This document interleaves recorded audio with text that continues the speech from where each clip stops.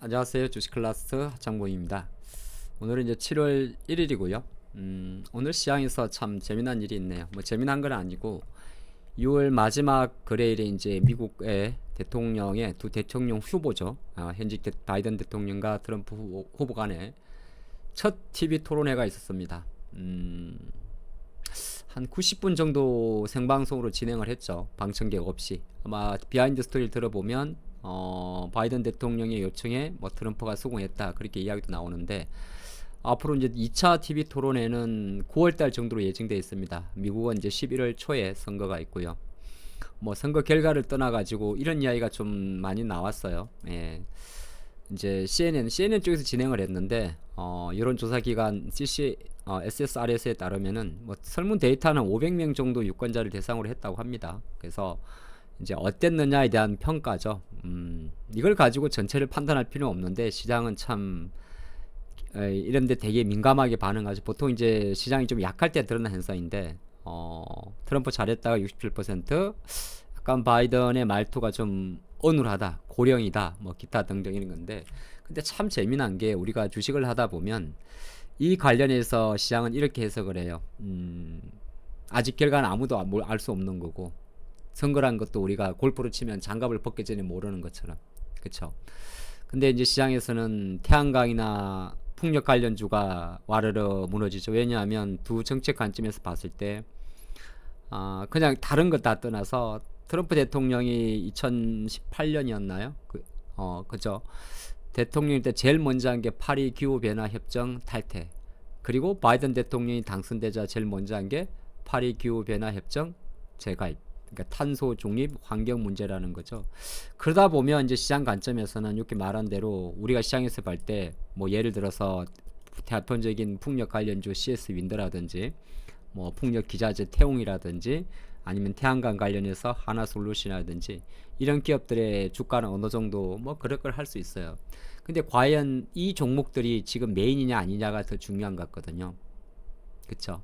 지금 봤던 풍력이나 태양광 같은 경우는 어느 정도 실적에 대한 부담감, 뭐 복합적으로 좀 많이 밀려고 있었고, 오늘 제가 드리고 싶은 이야기는 풍력, 태양광하고 전력 인프라는 조금은 결을 다르게 봐야 되지 않냐가 오늘 영상의 핵심이 될 것 같아요. 그럼 이걸 돌려가지고 우리가 스마트 그리드라는 큰 산업을 가지고 한번 해볼 필요가 있는데, 결정적으로 이제 그게 발전의 그 에너지원이 뭐 태양광, 풍력, 아까 말한 수소 포함해서 태양력, 풍력 이런 연료 전지 신재생 에너지, 바로 바이든이 지향하는 바죠. 이게 될 수도 있고, 기타 보게 되면 또 발전에는 단순하게 저탄소 발전만 있는 건 아니죠. 여기는 지금 보게 되면 대부분이 신재생 에너지 쪽이 좀 많긴 많아요. 근데 화력 발전도 있고 원자력 발전도 있죠. 그쵸? 이건 단순하게 그렇게 단순하게 간단하게 볼 건 아니라는 거죠. 스마트 그리드라는 건 크게 발전이 있을 거고, 그거를 이제 끌고 오는 거, 송배전, 그쵸? 전력 매니지먼트 있을 거고, 송배전, 변압기, 차단기 등 기술이 있을 겁니다. 그것을 일정 부분에 단기적으로 저장을 해야겠죠. 에너지 스토리지 시스템이라고 이야기하는 ESS가 있는 거고, 또 이 ESS를 다시 건물이나 공장이나 가정까지 끌고 가기 위해는 송배전, 또 인프라가 있을 겁니다. 그쵸? 그린 노크에서 보게 되면 미국에서 가장 23년도에 많이 오른 기업이 송배전과 이쪽에 있는 G라는 기업이 될 거고요. 뭐 한국도 기타 뭐 관련 일정이 있는데, 큰 관점에서 어떤 이야기를 드리고 싶었냐면, 같은 선거를 한다고 해도 일단 우리나라 관점에서는 지금 풍력과 태양광, 저탄소, 그러니까 태양광, 풍력, 수소 이런 쪽의 핵심이지, 큰 관점에 놓고 보게 되면은 발전의 원천에 대해서만 화력 발전이나 원자력 발전, 그 다음에 신재생 에너지의 내용이 다른 거지, 뭐 초고압 변전소가 필요하고 ESS의 규모 자체를 키워야 되고, 또 우리가 여기서는 이야기하지 않습니다만은 AI 데이터 센터의 활성화에 따라서 데이터 센터에 부족한 상당히 전력 인프라를 갖춰야 되는 거는 상관이 똑같은 변하지 않는 결이라는 거죠. 공장도 마찬가지고 건물도 마찬가지고.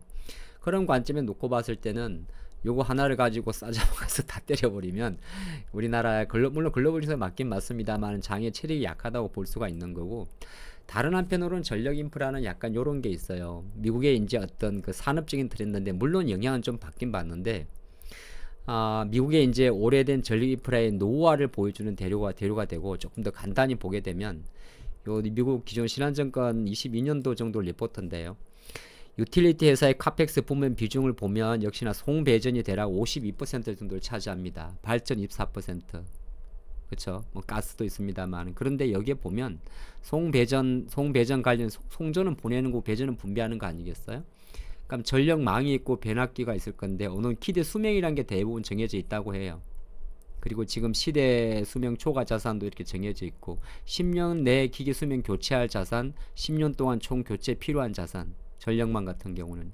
그러면 이거는 미국은 실제적으로 여러분 잘 아시겠지만은 이게 리쇼링과 같은 길을 가기 때문에 전력 인프라 같은 경우는 단순히 선거 결과한 여론조사에 따라서 갑자기 주가가 등락을 보이는 것은 일시적으로 시장의 투자 심리 자체가 보통은 그렇지 않겠어요. 전력 인프라도 아까도 보시면 이 태양광이나 원자력에서 발전하게 되면 여기서 끌고 오는 것도 있기 때문에 아예 영향이 없는 건 아니에요. 사실은 뭐 제가 뭐 무조건 없다고 단정할 건 아닌데, 근데 시장이란 것 자체가 태양광 풍력에 와르르 쏟아진다고 해서 전력 인프라까지 쏟아내는 거는 뭐 이 기업이 주가 빠졌으니까 무조건 올라갑니다 말하는 건 아닌데, 어느 정도 조금은 시장 반응이 좀 민감하다 볼 수도 있고, 또 다른 한편으로는 최근에 이제 재료가 없는 상태에서 주가 행보하는 상태에서 가지 못하니까 나오는 툭 떨어지는 물량도 볼 수가 있는 거예요. LS 일렉트릭도 마찬가지고. 그리고 베트남에서 아시겠지만은 LS 에코 에너지 어디 갔어요? 베트남에서 해저 케이블 하는 이 기업이 뭔 그리 큰 상관이 있겠어요. 이런 기업들 보게 되면 오늘 영상을 통해서 중요한 것은 우리가 말하는 CS 윈드, 태웅, 뭐 하나 솔루션, SDN, 유니슨, 뭐 CS 베어링, HD 핸드 애니 솔루션, 이런 풍력 태양광하고 또 송배전 전력 인프라주는 약간은 구분할 필요가 있다는 겁니다. 그러니까 단 뭐 전체적으로 모든 주식이 다 같이 움직이고 다 같이 빠지는 건 아니겠지만, 힘의 관점에서는 아직까지 일어나지 않는 시장에 대한 흐름 자체가 되게 민감하게 반응한다는 것은, 역으로 해석하게 되면 시장의 체력 자체가 조금 약하구나. 그러니까 이 효성중공업도 마찬가지인데, 뭐 여기서 제가 그러니까 효성중공업은 지금 이 영상을 보시 무조건 적극적 매수를 하십시오 이런 내용은 아니에요. 어느 정도 이제 시장이 조금 뭐 못 가면 빠지는 건 기정사실이니까. 근데 명확한 거는 이거를 일정 부분 구분 지을 필요는 있다는 거죠. 물론 보는 관점에 따릅니다만은, 그쵸?